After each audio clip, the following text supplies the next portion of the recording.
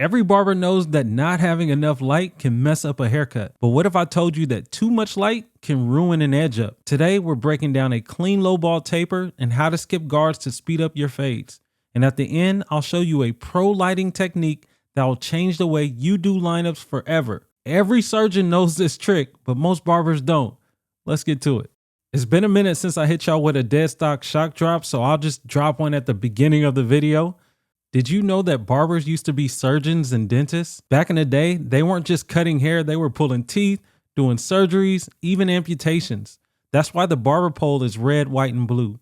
The red represents the blood, the white represents bandages, and the blue represents veins.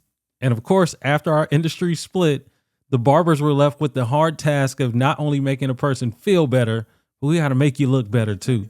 I don't think we get paid enough. Now we have the length on top cut all the way down with a number 2 blade, and we are setting in our guideline for this low ball taper.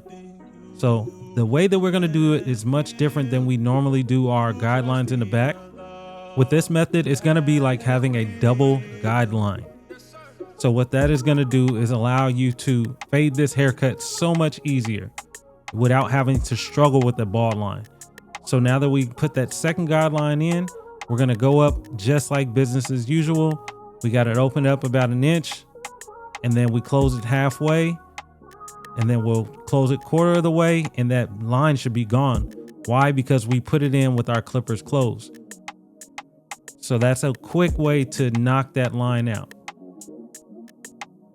So those fading steps are open, halfway, quarter, closed. But since we did it this way, it's open, halfway, quarter, and that should take it out. And if you don't see it going all the way out, then you can close it all the way and take it out. So now we have the one guard open, about an inch up, and then we closed it. And now I'm just fading that out, trying to blend those two together, basically debulking that area. And what I'm going to show you guys is that sometimes you'll go in with like a 0 guard and it really won't take a lot out. So I'll start off with it halfway, then I'll go quarter, then I'll go close. And if that's not getting it, I'll go ahead and open up my clippers with no guard on it. And you'll see me right here. This is the half guard. So I'm using it and I'm like, man, this really isn't taking a lot out. So I just skip it and go down to my no guard all the way open. And when I do this, I'm using the corners of my clippers. So basically with this method, I'm just detailing as I go. Like I said in the last video, it helps me to see it as I go. Some people will put their lines in, then they'll take them all out, and then they'll detail at the end. There's nothing wrong with that. However you choose to do the haircut is how you choose to do it, as long as the results are what you like and what the customer likes at the end as well. So the clippers are open with the same half guard on, and you can tell that it's open because of where I'm at in the haircut. I wouldn't have them closed and be that high up into the fade. So what I want you guys to see right here is that once I try to hit it with this purple guard, nothing's happening. And this is an example of how you could be working on a haircut, working on a fade, and if you're not paying attention, you'll just be working at it and you're really not cutting much of anything. See, it didn't do anything. So I could have just skipped that step and went straight into my clippers all the way open. Once again, using the corners of the blade. Now I have my number 2 guard all the way open and I'm going up another inch.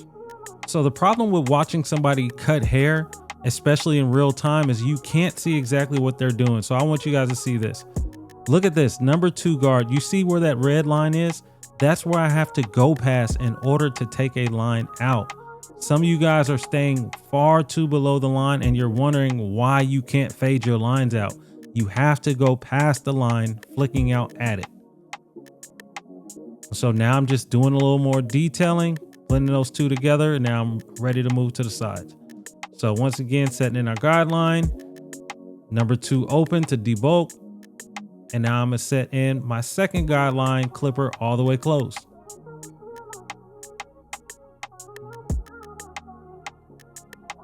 Now we're gonna do clippers open. And once again, simple steps. Clippers open, clippers halfway, clipper quarter away should remove that last line. And if it doesn't, close it up a little more.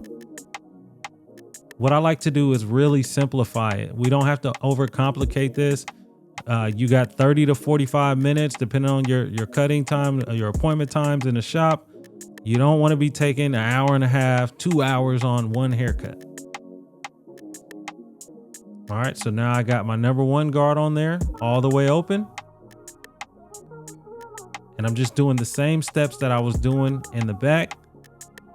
But when we get to the left side, I'm going to show you guys how I skip guards in this process.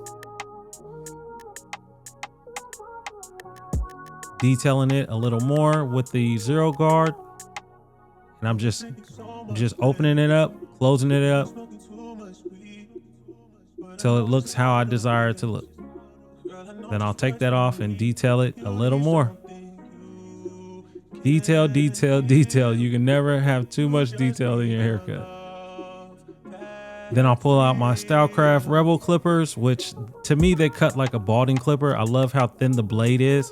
And so that's what I'll use to take out that last line, the trimmer blade line, and I'll detail the cut just a little bit as well.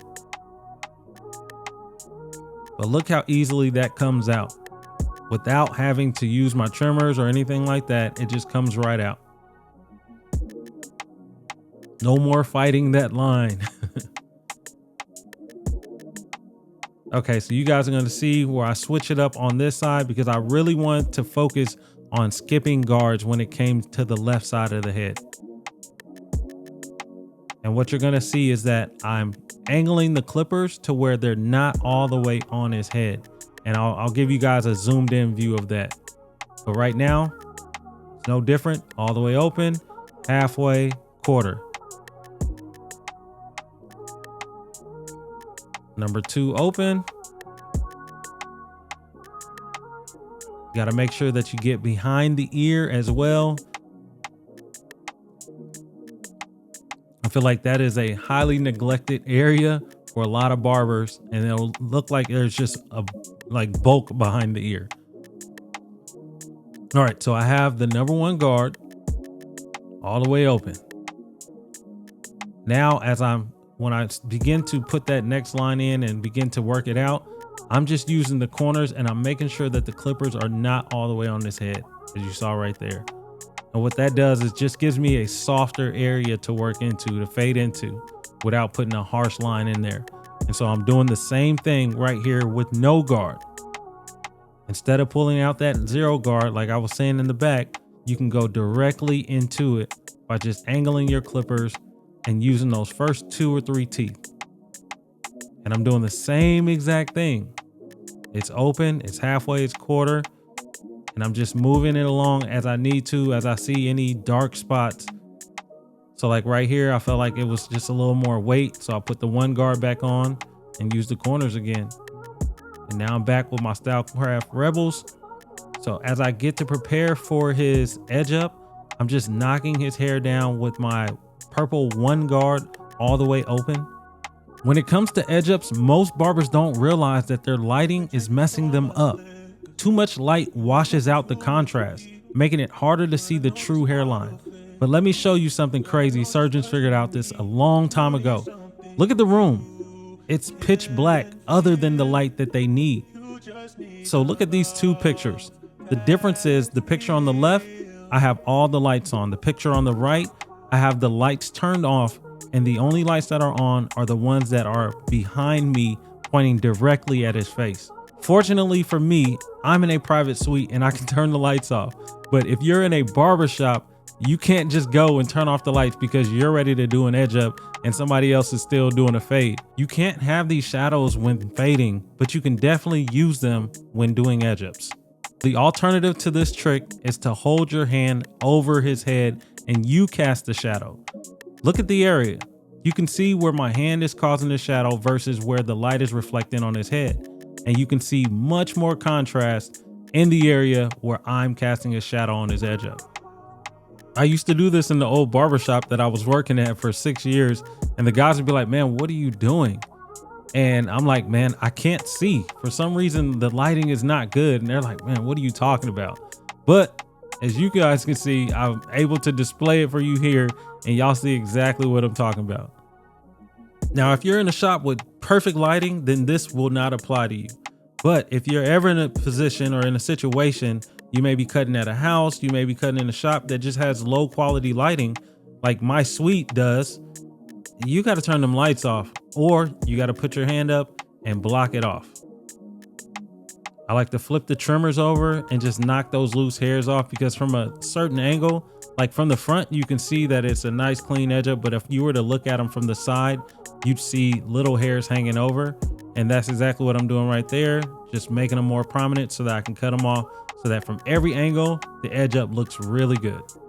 So now we're going to attack behind the ear, just taking our time, making sure that the line is nice and crispy. Hit it a few times. And you can kind of see what I was talking about right here, how the hair, you can see it kind of hanging over as I go on the trimmers. But from this view, you don't see it. So we're going to hit the C cup and then hit those corners. Like I said in the last video, just taking our time with it. And once again, I'm going to turn the lights off just so you guys can see the contrast and the difference. Just look how black his hair looks. Look how much his edge up stands out versus with the lights on, when the lights are on, like right here. Almost looks like two different people's head. Nice and crisp lines behind the ear, detailing every single part of this haircut. This is an area that most people will never look behind their ear, but the people that will see this haircut will see it in its totality. And this is your walk-in billboard.